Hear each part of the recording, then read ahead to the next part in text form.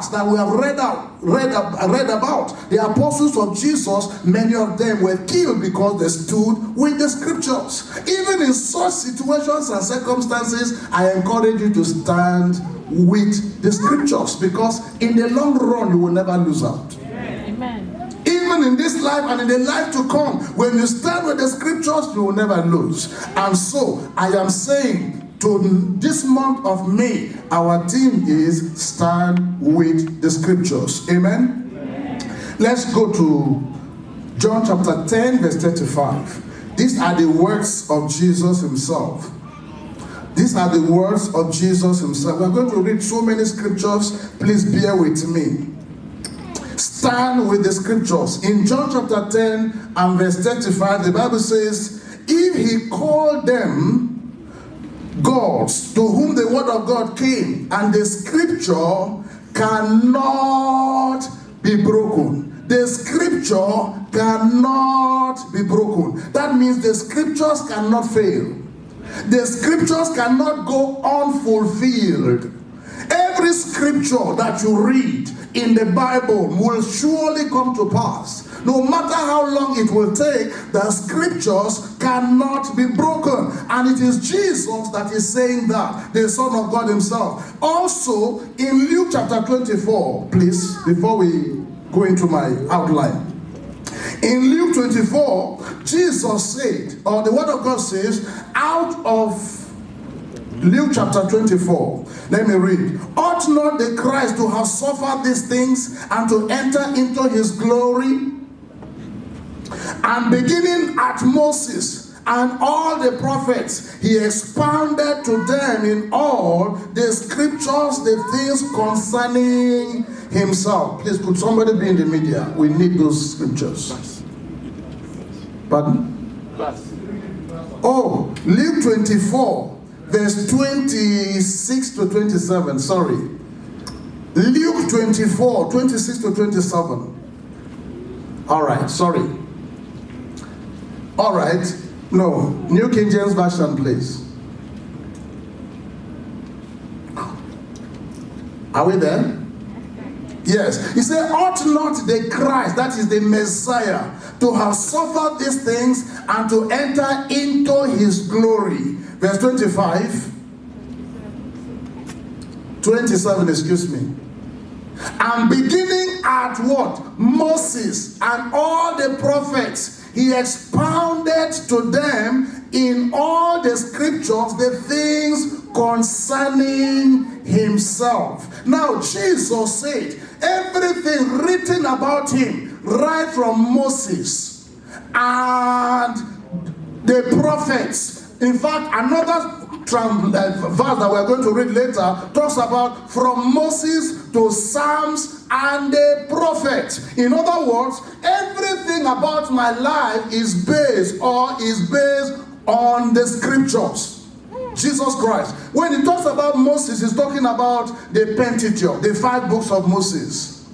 And then when he talks about the prophets, it's all that was recorded by the prophets. And the poetic books, all the poetics in books in the Bible. So if you check all the scriptures, Jesus is saying the entire Old Testament, the entire Old Testament is talking about me.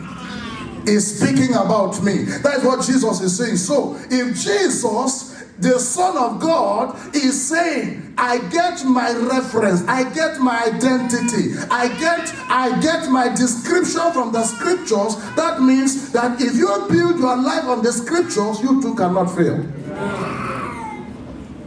So the Bible tells us here that in the scriptures we are talking about the 66 books that are written in the Bible, or that we call the Bible, and they are written there are about over 40 authors that wrote the Bible, and it took about 1,500 years for the entire scriptures from Genesis to Revelation to be put together, and yet there are no contradictions. The authors of this Bible that we carry, there are about over 40 of them, in different cultures, in different dispensations, in different nations, and yet when you bring the canon of scriptures together, you discover there is no contradiction. It is only the layman, the critics, that will try and say, oh, there is contradiction in the scripture. Every child of God that takes time to study and allows the Holy Spirit to teach them, they will find no contradictions in scripture. Are you following me so far? So the Bible is telling us, I am saying to you and I, that this book is reliable. This book is dependable, that you can build your life on it and your tomorrow is guaranteed.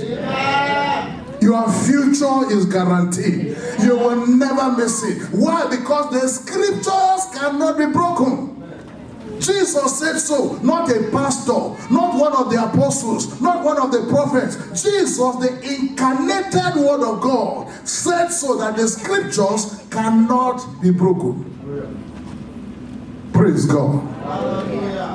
So if the scriptures cannot be broken, therefore stand with the scriptures.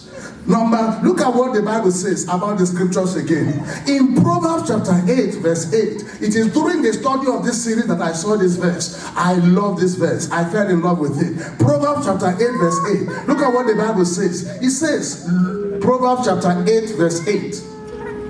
It says, all the words of my mouth are with what? Righteousness. Nothing crooked or perverse is in them. Why not shout a louder amen? Yeah. Look at what the Bible is saying. All the words of my mouth are with what? Righteousness. That is with integrity. My integrity is at stake. It's not talking about an author. He's talking about God is describing himself. The Almighty God is speaking about himself. He says, all the words of my mouth are with what? Righteousness. There is no deviation. There is no possibility of lying. There is no possibility of faulting what I say. And he now says, nothing crooked or perverse is in them. If that is the case, you can build your life on it. If that is the case, I can build my life on the scriptures. And because of what? God has staked his integrity on the word that proceeds out of his mouth. And if that is the case, therefore, if you build your life with the scriptures, your life is certainly going to succeed. Or you are certainly going to succeed. Praise Jesus. No, let's continue. Psalm 12 and verse 6. Psalm 12. I am laying a foundation on the integrity of God's word, the reliability of God's word, the dependability of God's word. Look at what the Bible says in Psalm 12, verse 6. It says, the words of the Lord. You see, when you are reading the Bible, you see that capital L. And I know there are Bible scholars here, but those of us who are still growing, when you see capital L, capital O, capital R, and D, it refers to the Godhead. God the Father, God the Son, God the Holy Ghost together. Are you getting what I'm saying now? So the lordship or the headship or it's called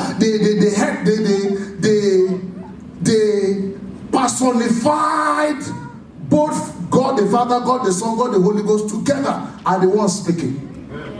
So he says here, the words of the Lord are what? Are pure words, like silver tried in a furnace of earth. Purified how many times? 7 times. Now 7 is a number for perfection.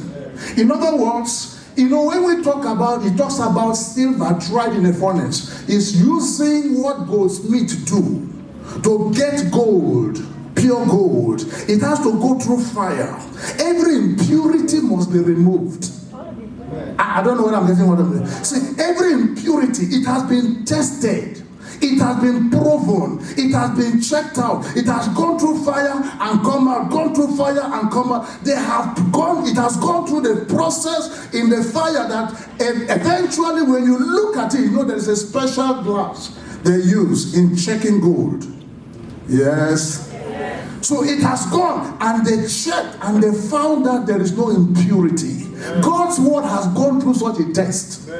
And it has gone through that process, and none was found wanting. Each one of them came to pass. And if that is the case, you have something to build your life on. Something reliable, something dependable, something that is not subject to disappointing you tomorrow. Are you getting what I'm saying? See, what you need in this end time is the solidity of God's word in your life.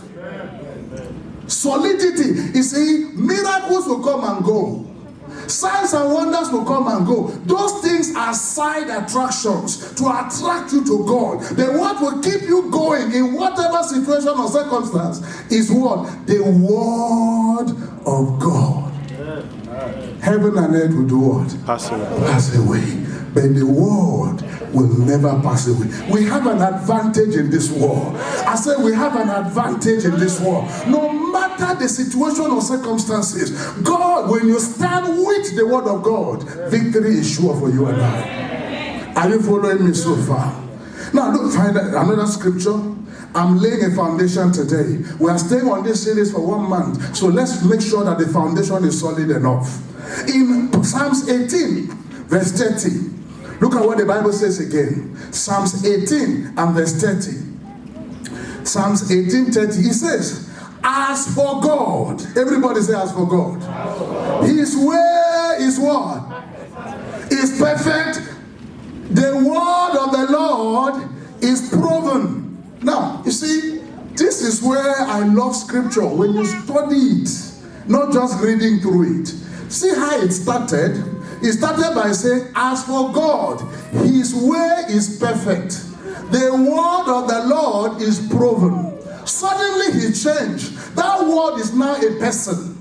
He said he is what? A shield. That means that thing that is a word has become a person. I mean, Jesus has become the word. Amen. That the Bible says, as for God, as far as God is concerned, let me paraphrase, his way is perfect. God does not have, is not involved in double standard. He can't promise you one thing today and tomorrow he changes his mind. That is what he's saying. God is perfect. The word of the Lord is perfect. He says the word of the Lord is proven. In other words, people have tested the word of God and it has stood the test of time. It is not like the person that met Miriam in Blanchardstown, who said one thing and eventually in few moments there was a different story. It is not like that. His own word, the Bible says his word is proven. He went in, he bought an iPad and he came out with iPad. That is God for you and I. So if that is the case, he says he is a shield. In other words, the word of God that I'm saying you should stand with is Jesus Christ himself. He says he is a shield to all who do what? Trust him. The same thing that was said word. Remember John 1:1. In the beginning was the word, and the word was with God, and the word was God. So this scripture is confirming John 1:1 that the word of God is Jesus Christ personified. Are you hearing what I'm saying? So when you stand with the scriptures, you are standing with Jesus. Why not say louder amen? Amen. In times of challenges, in times of difficulties, in times of temptation, in times of sickness and disease, the word of God is your shield. The word of God is what you are standing upon. The word of God is your confidence. The word of God is your confidence no matter what the situation is. Why? Because the word of God has been made a shield to you and to me. Praise God. He is a shield to all who trust in him. Praise God. Finally, Psalm 19 and verse 8. Psalm 19 and verse 8. Remember, we are trying to prove this word that we want to stand with. When we say stand with the scriptures, we are saying stand with what God has decreed and declared. Psalm 19 and verse 8. It says, the statutes of the Lord are right, rejoicing the heart. The commandment of the Lord is pure. Doing what? Enlightening the eyes. enlightening the eyes. You know, in Luke chapter 24 verse 45, Jesus was speaking with his disciples. They did not know it was Jesus until the Bible says, and he did what? He opened their understanding to comprehend the scriptures. That means it is Jesus that enlightens our understanding.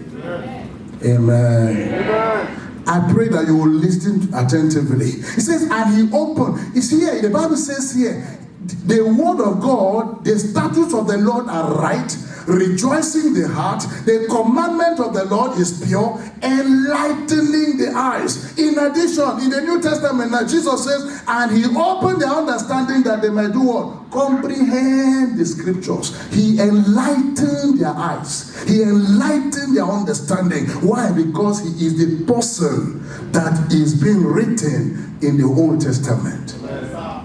Praise God.